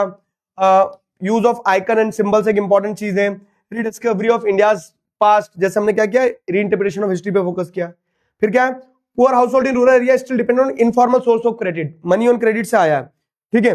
मनी ऑन क्रेडिट से अगर क्वेश्चन आया तो आपको क्या लिखना रहेगा, मनी ऑन क्रेडिट से लास्ट में सेल्फ हेल्प ग्रुप वाला सवाल पूछा गया है, समझे, सेल्फ हेल्प ग्रुप वाला, तो आपको बताना है कि सेल्फ हेल्प ग्रुप के पास में क्या होता है, एसेट्स नहीं होते थे, पूरा आंसर लिखा है, तो इसके लिए क्या है, वो बैंक से लोन मिलता नहीं था, तो अपनी सेविंग्स को पूल करते हैं, लो इंटरेस्ट रेट पे उनको लोन्स मिल जाता है, बैंक लोन्स दिए जाते हैं, मतलब बैंक को भी दिखा सकते हैं कि हमने फंड इकट्ठा किया, तो बैंक से लोन ले सकते हैं और डिसीजन वगैरह कलेक्टिवली लेते हैं। साथ ही साथ क्या है कि पैसों के अलावा विमेन एम्पावरमेंट वगैरह ये सारी चीजें भी होती है।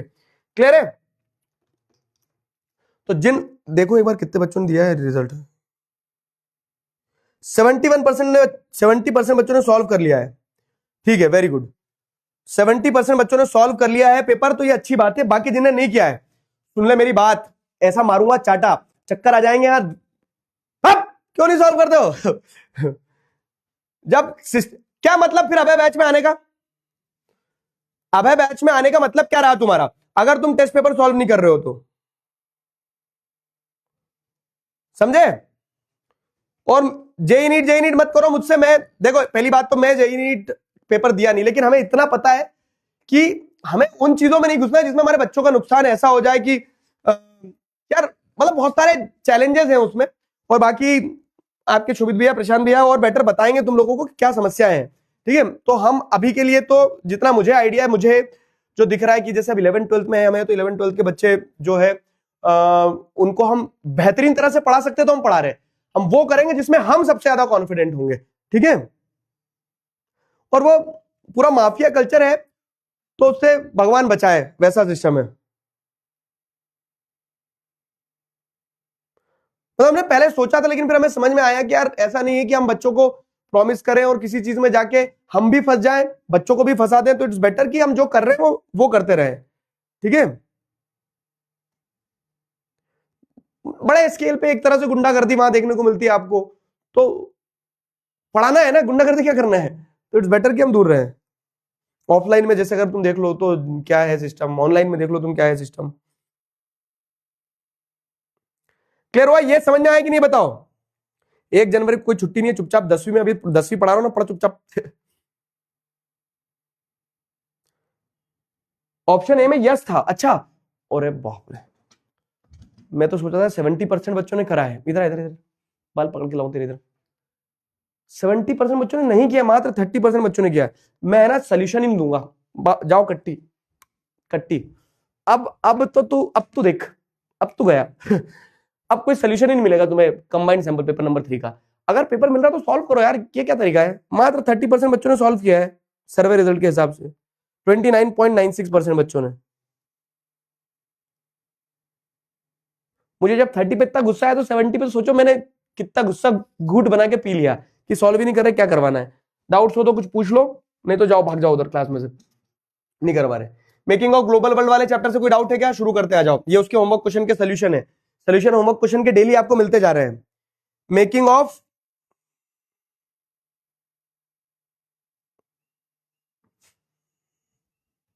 डायना असुर गन से मार दूंगा मैं, हाँ गुस्सा मत दिलाओ मुझे। मेकिंग ऑफ ग्लोबल वर्ल्ड से कोई डाउट है क्या? पूछो। मेकिंग ऑफ ग्लोबल वर्ल्ड से कोई डाउट है? कोई डाउट नहीं है, आगे बढ़े।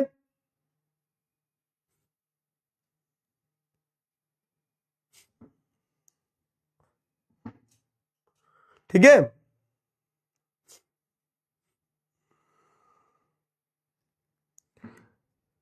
हाँ सबसे एंड में करूंगा जर, हाँ सोल्यूशन मिल जाएगा, चीटिंग देख देख के कर लूंगा सर मैं सब। मेकिंग ऑफ ग्लोबल वर्ल्ड से डाउट है क्या किसी को? कास्ट समझा दो भैया प्लीज। देखो कास्ट क्या है ना, बेसिकली जैसे आप देखोगे तो caste inequalities are very unique to India, क्योंकि जेंडर और रिलीजन के बेसिस पे डिवीजन तो आपको वर्ल्ड में सारी जगह मिलेगा, लेकिन कास्ट के बेसिस पे डिवीजन आपको इंडिया में देखने को मिलेगा, तो इसलिए हम कहते हैं कि caste inequalities are very unique to India. ठीक है, मेकिंग ऑफ ग्लोबल वर्ल्ड से किसी को डाउट है? आपने बोला था 5 मिनट बात करेंगे, नहीं कर रहा बात में तुमसे, तुम पेपर सॉल्व नहीं करके आते हो।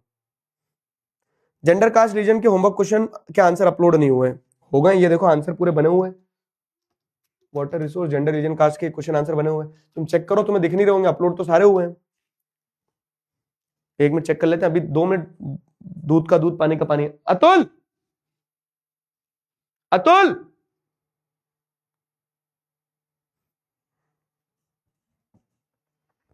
बताओ, कोई डाउट है?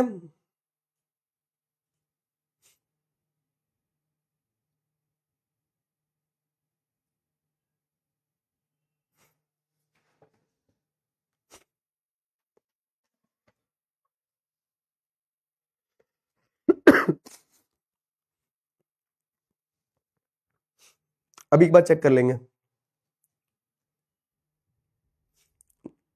तुम मेकिंग ऑफ ग्लोबल वर्ल्ड से अगर किसी को डाउट हो तो पूछो, एक एक करके सारे चैप्टर पाएंगे, पहले मेकिंग ऑफ ग्लोबल वर्ल्ड की पूछ रहा हूं ना मैं। यार जेंडर रीजन कास्ट की वो आंसर अपलोड नहीं हो गया, होमवर्क क्वेश्चन सोल्यूशन चेक कर लो। हम्म, कोई डाउट नहीं, आगे बढ़े मेकिंग ऑफ ग्लोबल वर्ल्ड में।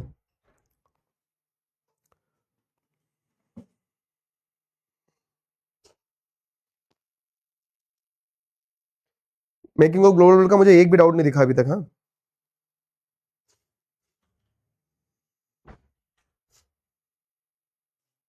सिल्क रूट एक बार समझा देता हूँ, ठीक है, मतलब कोई डाउट हो स्पेसिफिक तो वो पूछो, नहीं तो फिर अगला चैप्टर उठाते हैं। तो देखो सिल्क रूट बेसिकली क्या था ना, कि चाइना से यूरोप और नदर्न अफ्रीका को कनेक्ट करते हुए एक रूट था, लैंड रूट, जहां से क्या होता था ना कि चाइनीज ब्लू पोट्री हो गया, इंडिया के स्पाइसेस और टेक्सटाइल हो गए, चाइना की सिल्क जो है वो ट्रेड होती थी और बदले में उधर से पैसा आता था। तो जिस रास्ते के थ्रू ट्रेडर्स जाते थे, कर रहे हैं ना, हाँ नहीं हुआ, नहीं हुआ था भी, कर रहे हैं, रुको रुक जाओ जरा, तुम्हें फील्डिंग सेट करते हैं आज। तो जिस रास्ते के थ्रू जाते थे उस रास्ते को सिल्क रूट बोला गया था, क्योंकि वहां से सिल्क की ट्रेडिंग होती थी। ठीक है, क्वेश्चन नंबर 3 और बता दो मेकिंग ऑफ ग्लोबल वर्ल्ड का। क्वेश्चन नंबर 3 ये रहा, how did food promote long distance cultural contract in pre modern world? अरे देखो सिंपल सी चीज है कि जब ट्रेडर्स और ट्रैवलर्स लॉन्ग डिस्टेंस पे ट्रैवल करते थे, तो मैं अगर मान लो मेरे घर में दाल बाटी बनती है और मैं साउथ इंडिया में गया तो मैंने लोगों को दाल बाटी खिलाई और साउथ इंडिया के लोगों के यहाँ से डोसा खाया, तो लॉन्ग डिस्टेंस जब ट्रेड होता था तो उससे फूड मतलब फूड का जो कल्चर है ना, खाने का जो कल्चर है वो भी एक दूसरे के बीच में चेंज होता था। तो traders travellers introduce new crops to the land they visited. मेरे यहाँ अगर कोई क्रॉप इंट्रोड्यूस प्रोड्यूस होती थी तो मैं नई जगह जाऊंगा तो वहां पे वो उसके बीज लगा के आ जाऊंगा, समझे? ऐसे जैसे नूडल्स जो है, तो जब चाइना से वेस्ट में ट्रैवल करी तो उसका नाम स्पेगेटी हो गया। ठीक है, जब अमेरिका की डिस्कवरी हुई तो वहां से नई नई क्रॉप जैसे पोटेटो, सोया, ग्राउंडनट्स ये आए। ठीक, तो ये वाला पॉइंट है, इसमें आंसर ही लिखना है। आ जाओ, वाटर रिसोर्सेज से किसी को डाउट है क्या कुछ? वाटर रिसोर्सेज वाले चैप्टर पे आ जाओ। अरे ग्लोबलाइजेशन चैप्टर के डाउट अपन ग्लोबलाइजेशन चैप्टर वाली डाउट सॉल्विंग में लेंगे, अभी ये डाउट सॉल्विंग जो कल अपनी कैंसिल हुई थी उसके हिसाब से है। तो मैंने कंबाइंड सैंपल पेपर नंबर 2 का सोल्यूशन भी दे दिया है तुम्हें, और 4 चैप्टर जो अपन ने उससे पहले किए थे उनके सोल्यूशन डिस्कस कर रहे हैं अपन। ठीक है,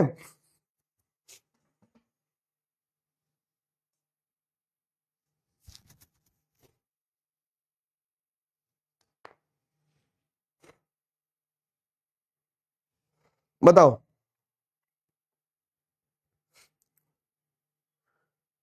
वर्ल्ड ट्रेड ऑर्गेनाइजेशन आएगा? अबे नहीं एक तो तुम मानते नहीं हो, मैं टीचर हूं तुम टीचर हो। सीबीएसई के सर्कुलर देखो,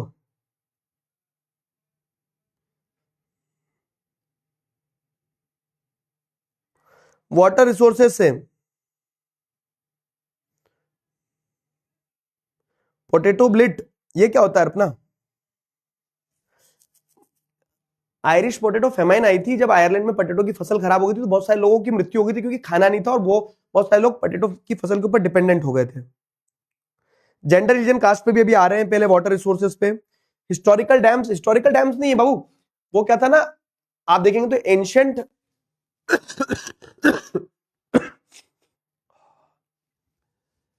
एंशियंट टाइम पीरियड से, जैसे अगर आप देखोगे तो एंशियंट टाइम पीरियड से आपको देखने को मिल रहा है कि बहुत सारे क्या है एंशियंट हाइड्रोलॉजिकल स्ट्रक्चर बनाए जा रहे थे। जैसे 5 एग्जांपल है और 5 नंबर का सीधा क्वेश्चन आता है, और वो तुम्हें सीधा 5 नंबर का क्वेश्चन मैंने दिया भी था। जैसे कहा गया traditional rain water harvesting system, नहीं ये तो रेन वाटर का है, ट्रेडिशनल रेन वाटर हार्वेस्टिंग का है, और ये जेंडर रिलीजन का है।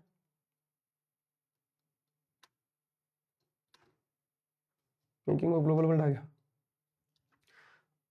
Traditional rain water harvesting system, rain water traditional harvesting system जो थे, तो उसमें वो लिखेंगे जो पुराने समय में वाटर हार्वेस्टिंग के लिए इस्तेमाल किए जाते थे, जैसे गुल्स एंड कुल्स हो गए, रूफटॉप रेन वाटर हार्वेस्टिंग हो गया, इनंडेशन चैनल्स, खादिन, जोहाद, टंकास, ये सब कुछ हो गए।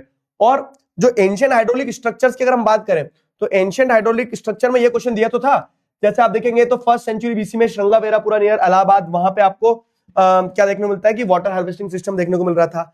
चंद्रगुप्त मौर्य के टाइम पीरियड में लेक्स, डैम्स वगैरह ये सब बने। इरिगेशन वर्क्स आपको देखने को मिलते हैं कलिंग, कोल्हापुर, नागार्जुन कोंडा, इन जगह पे। भोपाल लेक 11th सेंचुरी में बनाया गया था, one of the largest artificial lake. ठीक है, हौज खास जो है श्री फोर्ट को पानी सप्लाई करने के लिए बनाया गया था। तो ये एंशिएंट हाइड्रोलिक के स्ट्रक्चर थे। By Shillong has water scarcity. ठीक है, प्रगति, आओ बेटा इस सवाल के समझने के बाद प्रगति होगी तुम्हारी। जैसे क्या होता है ना कि इस साइड क्या है, मैसनराम है, मैसनराम, चेरापूंजी, तो ये वर्ल्ड का वेटेस्ट प्लेस है, सबसे ज्यादा बारिश होती है यहाँ पे। लेकिन पहाड़ के इसी साइड शिलोंग है। तो अब पहाड़ के इस साइड है, मतलब मैंने तुम्हें कॉन्सेप्ट 9th में भी सिखाया था कि इस साइड क्या है, रेन शेडो साइड है, तो ये वो सॉरी इस साइड क्या है, रेन बियरिंग साइड है, तो यहां तो बारिश होगी, लेकिन अब पूरा बारिश इधर ही होगी, तो माउंटेन का जो दूसरा साइड रहेगा वो रेन शेडो साइड रहेगा। रेन शेडो साइड क्या होता है, बारिश कम होती है, तो इसीलिए शिलोंग में पानी की कमी और इसीलिए वहां पे वाटर हार्वेस्टिंग की जाती है।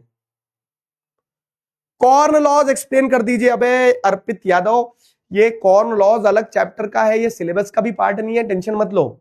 ठीक है, पता नहीं किसी सैंपल पेपर में देख लिया होगा कॉर्न लॉज और फिर चिंता कर रहे हो। गुल्स एंड कुल्स, गुल्स एंड कुल्स मैंने आपको बताया था कि माउंटेन्स जो है, तो माउंटेन्स पे जब क्या किया जाता है, स्ट्रीम वाटर को स्टोर किया जाता है, पहाड़ों के बीच में जैसे स्ट्रीम वाटर वगैरह को स्टोर कर लिया जाता है, उसे गुल्स एंड कुल्स कहा गया है। ठीक है, क्लियर हो गया, क्लियर हुआ, समझ में आया?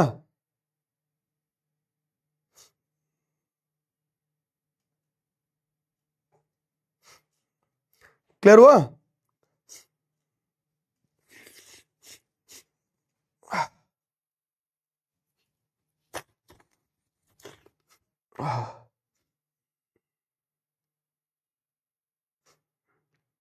कंज्यूमराइज नहीं आएगा, कंज्यूमराइज नहीं आएगा।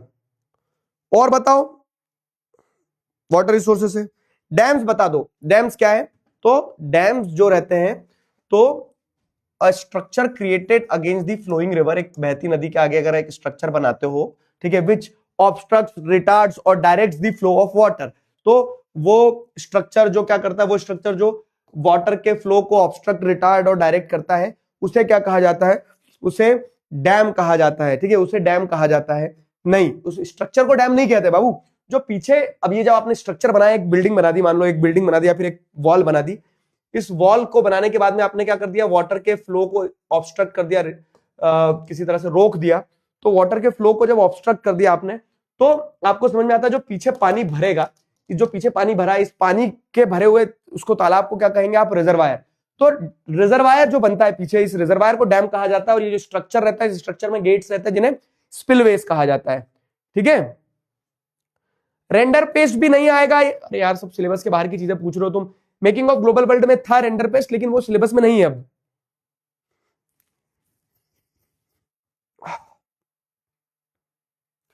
ठीक है, आगे बताओ। क्लियर हुआ? मैप वर्क एक बार सारे चैप्टर हो जाएंगे जब मैप वर्क करवाऊंगा।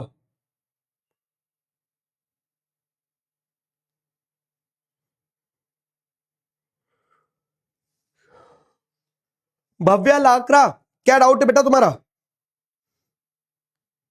गुल्स और कुल्स क्या है? पहाड़ में पानी स्टोर करने के लिए बनाए जाते हैं।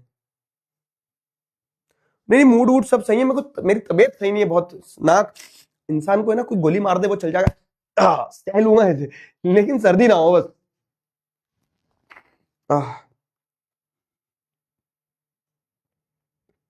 बताओ, मल्टीपर्पज रिवर प्रोजेक्ट्स क्या होते हैं? मतलब जो डैम्स होते हैं जो मल्टीपल पर्पसेस को फुलफिल कर रहे होते हैं। अगर डैम मल्टीपल पर्पसेस को फुलफिल करेंगे, मतलब कि अगर डैम से क्या होगा, बिजली बनेगी, इरिगेशन के लिए यूज किया जाएगा पानी, तो ये इससे मल्टीपर्पज कहेंगे ना, कि डैम से बिजली भी बन रही है और खेती भी हो रही है, और डैम के पानी के अराउंड जैसे अगर आप देखेंगे तो उस पर नेविगेशन भी हो रहा है, रिक्रिएशनल एक्टिविटीज के लिए भी यूज हो रहा है। क्लियर हो रहा है? वाटर सप्लाई के लिए भी यूज हो रहा है, तो वो मल्टीपल पर्पज को जब फुलफिल करता है तो उसे मल्टीपर्पज प्रोजेक्ट कहा जाता है। गुरप्रीत सिंह, नर्मदा बचाओ आंदोलन क्या है बाबू? तो जब नर्मदा रिवर को बचाने के लिए क्या है ना, नर्मदा रिवर पे डैम बन रहा है, सरदार सरोवर डैम, जो बन के रेडी हो गया अब, तो उसको बचाने के लिए मतलब वहां अब डैम बनने से क्या होगा, पीछे बहुत सारा जगह पानी में डूब जाएगी, तो वहां के ट्राइबल्स को, वहां के पेड़ पौधों के, वहां के लाइफ को डिस्टर्बेंस होगा। तो नर्मदा रिवर पे डैम ना बने उसके लिए एक नर्मदा बचाओ आंदोलन चलाया गया था, जो कि डैम के अगेंस्ट में था।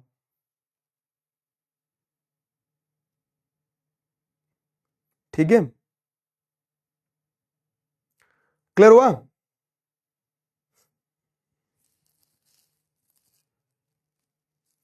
चलो आ जाओ, जेंडर रिलीजन कास्ट पे किसी को डाउट है तो बताओ। Gender religion caste,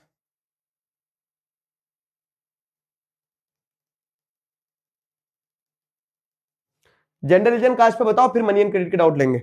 gender religion caste, globalisation भी देखो, ग्लोबलाइजेशन चैप्टर भी क्या इकोनॉमिक्स का पार्ट, और पूरी इकोनॉमिक्स आपकी 20 नंबर की आएगी, तो इकोनॉमिक्स पूरी 20 नंबर की आएगी। इकोनॉमिक्स अपना कंप्लीट हो गया है। ठीक है,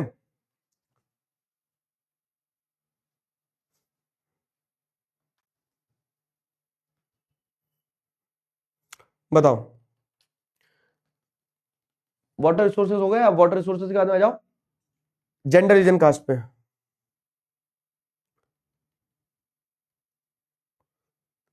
कोई डाउट है? फूड एंड फॉडर वाली क्रॉप क्या होती है? मेज जो होती है वो फूड एंड फॉडर वाली क्रॉप होती है। अभी एग्रीकल्चर चैप्टर पढ़ेंगे अपन ने, अभी पढ़ा नहीं ना एग्रीकल्चर। अगला मेरे हिसाब से ज्योग्राफी का चैप्टर जब उठाएंगे तो एग्रीकल्चर ही उठाएंगे। अब 3 हो गए ज्योग्राफी के, चौथा एग्रीकल्चर ही तो है।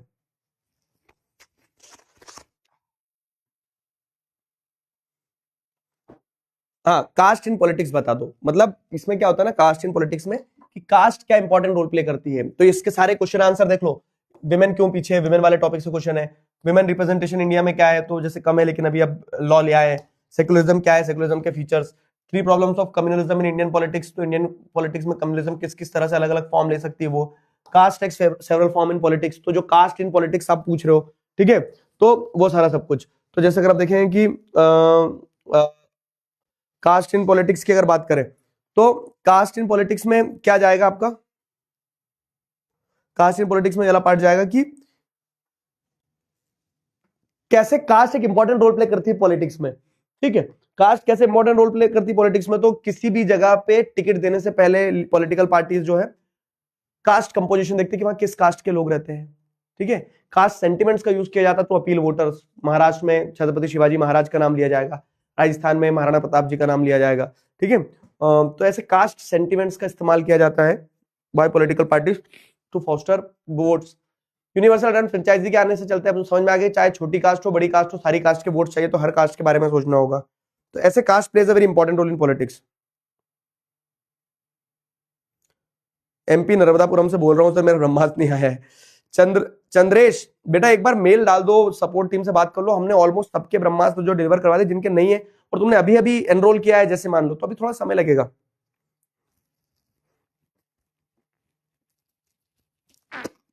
बताओ।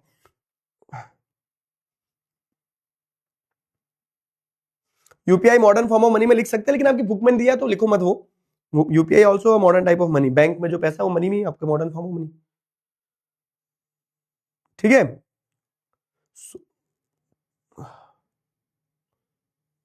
चलो, पॉलिटिक्स इन कास्ट बता दीजिए। पॉजिटिव क्या है, जैसे जब कास्ट और पॉलिटिक्स की बात होती है तो उससे क्या होता है ना, उसका पॉजिटिव ये कि जो पिछड़ी समाज है उसको आगे आने का मौका मिलता है।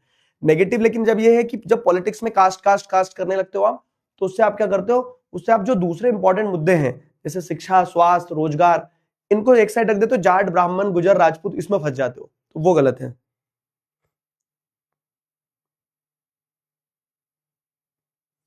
आया।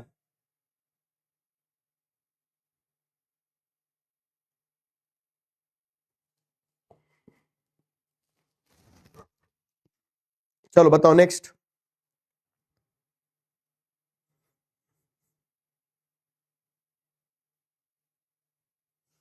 क्लियर है।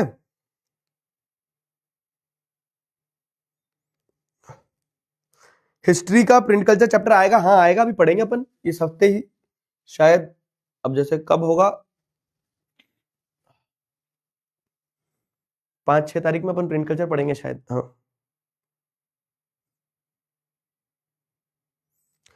जेंडर रीजन कास्ट में विमेन रिप्रेजेंटेशन वाले में क्या लिखना है, देखो आपको ऐसा लिखना है कि विमेन रिप्रेजेंटेशन जो है ना पॉलिटिक्स में, विमेन रिप्रेजेंटेशन बहुत कम रहा, और कम विमेन रिप्रेजेंटेशन होने के कारण क्या है, आपको देखने को मिलता है कि उनकी सिचुएशन कभी नहीं सुधरी। 1/3 रिजर्वेशन लोकल लेवल पे मिला था, और अभी जो नारी शक्ति वंदन अधिनियम बिल जो पास हुआ है, ठीक है, एक्ट जो बन गया है, तो उसके चलते ये पॉजिटिव स्टेप है, जिससे क्या होगा ना कि विमेन की पॉलिटिकल एक्टिविटीज इंप्रूव होगी, ऐसा। ठीक है।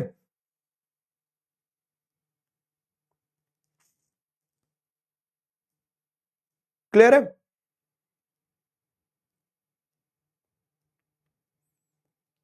चलो बढ़िया बढ़िया।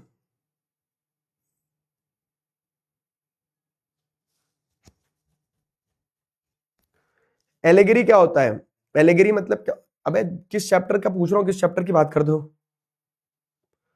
How caste gets politicised in India, तो इसमें कास्ट इन पॉलिटिक्स लिखना है। नहीं नहीं, इसमें पॉलिटिक्स इन कास्ट लिखना है। पॉलिटिक्स इन कास्ट मतलब क्या है कि जैसे आप देख रहे हैं कि दो अलग अलग कास्ट ग्रुप कोलैबोरेशन कर लेती है to have greater vote bank, नई कास्ट ग्रुप इमर्ज हो जाती है जैसे backward forward, fine. At times आपको क्या देखने को मिलता है कि एक कास्ट ग्रुप जो अपनी सब कास्ट ग्रुप को जोड़ के और बड़ा बनने की कोशिश करता है, तो ऐसे कास्ट पॉलिटिसाइज होती है। पॉलिटिक्स इन कास्ट वाला टॉपिक, चैप्टर के अलग अलग नंबर नहीं है। आपको क्या देखने को मिलेगा कि आपको ये देखने को मिलेगा कि 20-20 नंबर की चारों बुक है, उनमें से सारे सारे आएंगे। मनी एंड क्रेडिट से किसके डाउट है, पूछो भाई।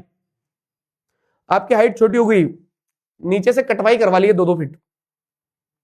बताओ यार, मुझे चक्कर से आ रहे थे, मैं बैठ गया यहाँ पे चेयर पे ऐसे करके, ऐसे खड़ा हो जाओ, ऐसे बैठ जाओ, ठीक है। बताओ, मनी एंड क्रेडिट,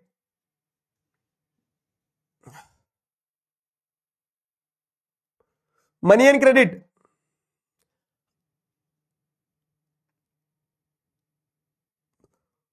बताओ मनी एंड क्रेडिट से क्या समझ में आता है आपको।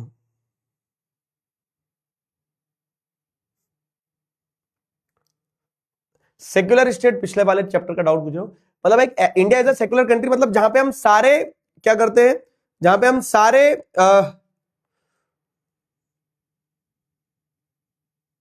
रिलीजन्स को इक्वल ट्रीट करते हैं, जहां पे हम सारे रिलीजन को इक्वली ट्रीट करते हैं।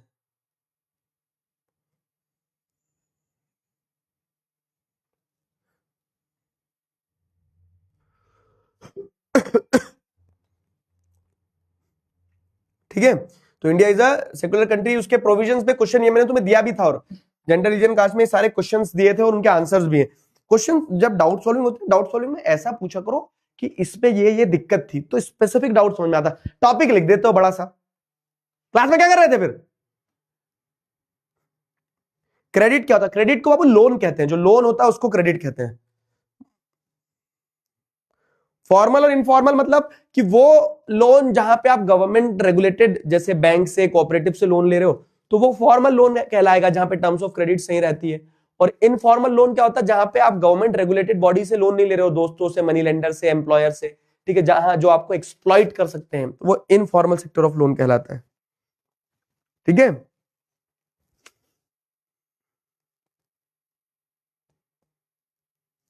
क्लियर हुआ?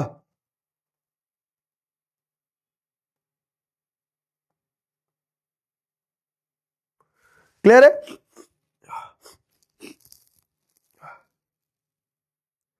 समझ गए? कोलेट्रल क्या होता है? जैसे कोलेट्रल क्या है, मान लो कि मैं आपसे पैसे लेने आया उधार, तो आप क्या बोलोगे कि क्या भरोसा सर, भाग गए तो तुम, है ना, भाग गए तो फिर तुम बोलोगे कि पैसे दे देंगे लेकिन एक शर्त पे देंगे, क्या, कि कुछ अपना सामान गिरवी रखो। तो फिर मैं क्या करता हूँ, फिर मैं अपनी छिपकली जो है, तो छिपकली तुम्हें लेगा क्रिस वाला लेगा तो मैं अपनी छिपकली तुम्हारे पास गिरवी रख देता हूँ और बदले में तुमसे पैसे ले लेता हूँ। क्यों? क्योंकि अगर मैंने मान लो पैसे नहीं लौटाए तो ये सोने की छिपकली है, तो तुम सोने की छिपकली बेच के अपना पैसा रिकवर कर लोगे। तो बेसिकली अगर समझाया जाए तो क्या होता है, कोलेट्रल इज एन एसेट, ये मेरा एसेट है अगर मान लो सोने की छिपकली है तो, दैट द बोरोवर ओन्स, मतलब मैंने ओन करके रखी, मैं बोरोवर हूं ना, तो collateral is an asset that the borrower owns and uses it as a guarantee, और मैं गारंटी की तरह इस्तेमाल कर रहा हूं कि in case if I fail to repay the loan, अगर मैं लोन रीपे नहीं कर पाया तो तुमने जो मुझे पैसा दिया है उस पैसे को तुम्हें सोने की छिपकली को बेच के रिकवर कर लेना है, समझे? तो कोलेट्रल बोरोवर के द्वारा ओन किया गया एसेट होता है जो कि वो गारंटी की तरह इस्तेमाल करता है। कौन? लेंडर गारंटी की तरह इस्तेमाल करता है। ठीक है, छुट्टी अभी दे रहे बेटा। ग्रेचुइटी का मतलब क्या होता है, जैसे मान लो क्या कि जब कोई एक कंपनी में एक एम्प्लॉय 3-4-5 साल तक काम करता है ना, 3-4-5 साल तक काम करता है जब एक एम्प्लॉय, तो उसको ग्रेचुइटी मिलती है। बेसिकली ग्रेचुइटी का मतलब ये होता है कि जब एक एम्प्लॉय 3-4-5 साल तक काम करेगा तो ये उसकी लॉयलिटी उसने प्रूव करी कंपनी के टुवर्ड्स, कितने समय तक कंपनी में काम करता रहा, तो उसको बदले में क्या होता है, उसको बदले में ग्रेचुइटी दी जाती है, तो कुछ specific amount as a bonus और ये सब कुछ दिया जाता है, तो वो ग्रेचुइटी होती है। ठीक है, सेल्फ हेल्प ग्रुप्स क्या बोलते हैं कि स्व सहायता समूह, यानी कि कुछ group of 20-50 people they come together, ठीक है, एंड पूल देयर सेविंग्स, वो अपना अपना पैसा इकट्ठा करते हैं ताकि क्या करें कि उस पैसे से वो अपने मेंबर्स के लोन्स दे सके, अपने मेंबर्स को लोन दे सके, उनके एक दूसरे की फाइनेंशियल मदद कर सके, तो उसे ग्रेचुइटी कहा जाता है, उसे सेल्फ हेल्प ग्रुप कहा जाता है। 2 क्वेश्चन मिला दिए। बार्टर सिस्टम क्या है? सामान के बदले, जब करेंसी नहीं थी तो कैसे सामान बदलोगे? तुम्हें मान लो क्या चाहिए, तुम्हें ये पेन चाहिए और मुझे कॉपी चाहिए, तो मैंने तुम्हें पेन दे दिया, तुमने मुझे कॉपी दे दी, तो ये बार्टर एक्सचेंज होता था। लेकिन ये एक्सचेंज तभी हो पाता था जब मुझे जो चाहिए वो तुम्हारे पास हो और तुम्हें जो चाहिए वो मेरे पास हो। ठीक है, और इसी कंडीशन को, कि जो मुझे चाहिए वो तुम्हारे पास हो, जो तुम्हें चाहिए वो मेरे पास है, इस कंडीशन को डबल कोइंसिडेंस ऑफ वांट बोलते हैं, समझे? बार्टर सिस्टम तभी पॉसिबल था जब डबल कोइंसिडेंस ऑफ वांट चलती थी। ठीक, चलो चलो भाई, तो इसी नोट पे आज के कार्यक्रम को समाप्त कर दें क्या? और कोई डाउट हो तो?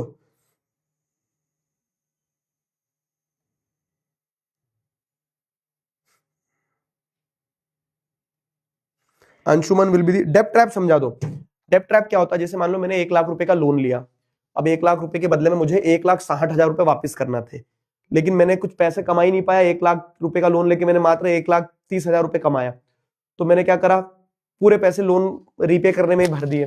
ठीक है, अब मेरे पास मात्र 30,000 रुपए बचे, खेती करने के लिए मुझे और 17,000 रुपए का लोन लेना पड़ा, तो अब 17,000 के बदले में मुझे मान लो 1,40,000 रुपए लोन देना था, लेकिन अगले साल अगर फसल अच्छी हो भी गई, 1,50,000 की हुई, तो मैंने क्या करा, पूरा पैसा वापस लोन रीपे करने में ही भर दिया, अब 10,000 रुपए हाथ में बचे, फिर मुझे लोन लेना पड़ा, किसी साल फसल खराब हो गई अगर, तो और ज्यादा लोन लेना पड़ जाएगा। तो when the previous loans are not, when a person is not able to repay the previous loans and fresh loans are taken to repay the previous loan and this creates a cycle, तो इस तरह का जो cycle होता है इसे debt trap कहा जाता है। Got it? चलो ठीक है, एग्रीकल्चर चैप्टर मैंने उसमें दिया भी नहीं था बेटा। ठीक है, तो ये सारे क्वेश्चंस के आंसर यहाँ पे मनी एंड क्रेडिट के हो गए, मनी एंड क्रेडिट के आंसर्स भी हो गए, और ये 4 चैप्टर हो गए। तो अब अगला WPP जो मतलब कंबाइंड सैंपल पेपर नंबर 3 जो है, तो अगला कंबाइंड सैंपल पेपर नंबर 3 तुम्हें कब करना है? 5 तारीख को सॉल्व करना है।